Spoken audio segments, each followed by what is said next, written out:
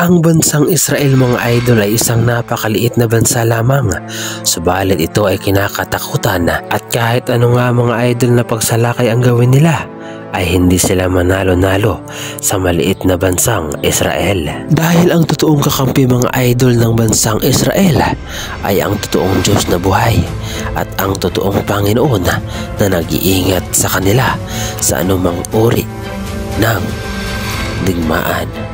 At ang inyong mga nakikita nga mga idol ay ang mga pinakawalang missile ng bansang Iran at ang mga bansang kalaban nito.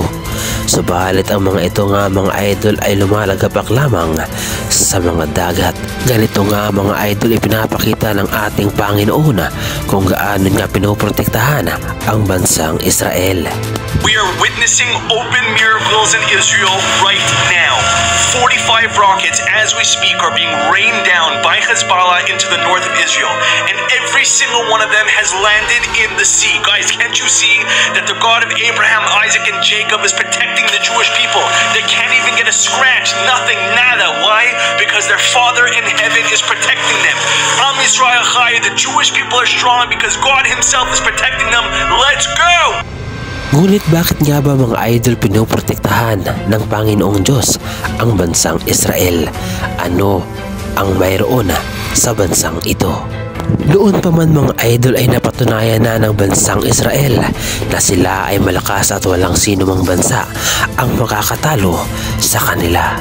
At kahit pa nga mga idol pagtulungan ito ng mga bansang kalaban ito, katulad na lamang ng bansang Iran, Syria, Palestine, Yemen at maging ang Lebanon at marami pang iba, ay hindi sila manalo-nalo sa maliit na bansang ito. Dahil ito mga idol ay ang pangako ng ating Panginoon na protektahan niya ang bansang Israel anuman ang mangyari. Dahil ito ang lupang pangako, lupang hinirang ng ating Panginoon.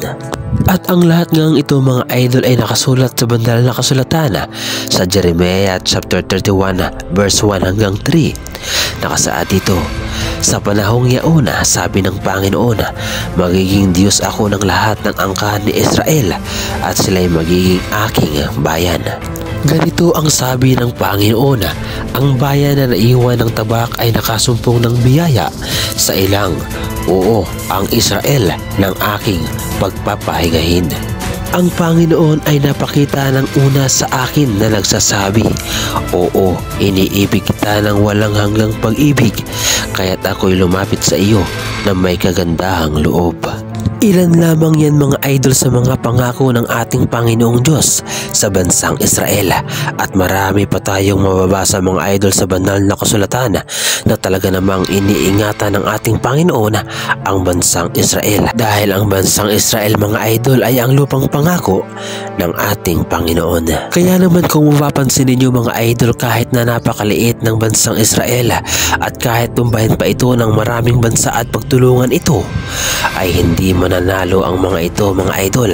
At ang isa pa mga idol sa magandang katangian ng bansang Israel ay hindi sila nagsisimula ng away o gulo, bagkus sila ay nakikiusap sa mga bansa na huwag nang makipagdigma sa kanila.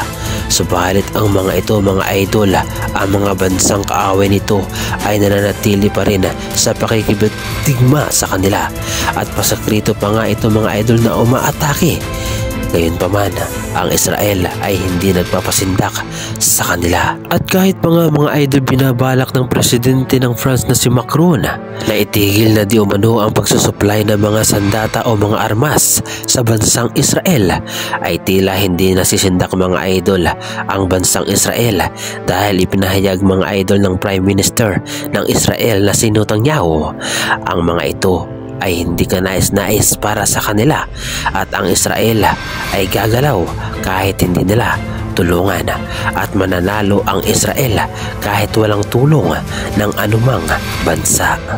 Subalit tila pinasaringan mga idol ng Prime Minister ng Israel si President Macron na di umano ang mga bansa na tumitindig para sa bansang Israel ay dapat nananatili itong nakatindig para sa kanila. Subalit nanindigan nga mga idol ang bansang Israel na kahit walang anumang tulong ng anumang bansa ay tatayo at lalaban ang bansang Israel anuman ang mangyari. Today, Israel is defending itself on 7 fronts against the enemies of civilization. We're fighting in Gaza against Hamas, those savages who murdered, raped, beheaded, and burned our people on October 7th.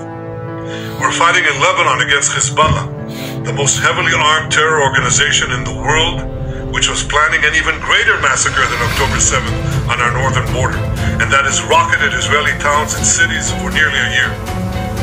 We're fighting against the Houthis in Yemen and the Shiite militias in Iraq and Syria that together have launched hundreds of drones and missile attacks against Israel. We're fighting against terrorists in Judea and Samaria who try to murder civilians in the heart of our cities. And we're fighting against Iran, which last week fired over 200 ballistic missiles directly at Israel, and which stands behind the 7-front war against Israel. As Israel fights the forces of barbarism led by Iran, all civilized countries should be standing firmly by Israel's side. Yet President Macron and some other Western leaders are now calling for an arms embargo against Israel.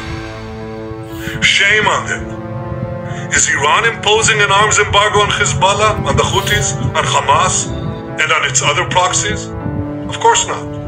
The axis of terror stands together. But countries who supposedly oppose this terror axis call for an arms embargo on Israel. What a disgrace. Well, let me tell you this. Israel will win with or without their support. But their shame will continue long after the war is won.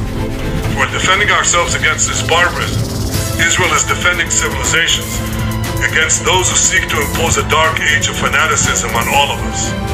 Rest assured, Israel will fight until the battle is won, for our sake and for the sake of the peace and security of the entire world.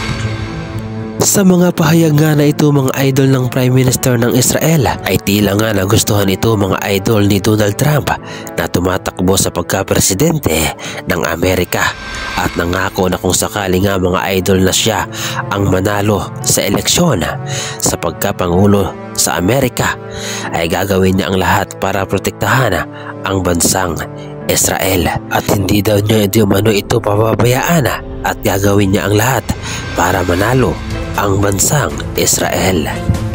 I will support Israel's right to win its war on terror, and it has to win it fast. Will you please win it fast? Win it! But you have to win it fast if you can. And I would always, thank you very much, I will always defend Israel's fundamental right to exist as a Jewish nation in the Jewish homeland. That's what it's about, isn't it? At sa mga pahayag nga na ito mga idol ni Donald Trump ay tila ba mas lalo itong lumakas at mayroong malaki ang tsansa na manalo sa pagkapangulo dahil ipinapakita lamang mga idol ng bansang Amerika na hindi sila kumakampi sa mga terorista at sa mga komunistang mga bansa. Kung kayo ang tatanungin mga idol, naniniwala ba kayo sa banal na kasulatan na ang bansang Israel ay pinoprotektahan ng ating Panginoon? At naniniwala ba kayo mga idol na ang bansang Israel ay ang lupang pangako? Ano ang masasabi ninyo mga idol sa reaction video na ito? Ano ang masasabi ninyo? Ibahagi naman ang iyong reaksyon at opinyon sa ating comment section.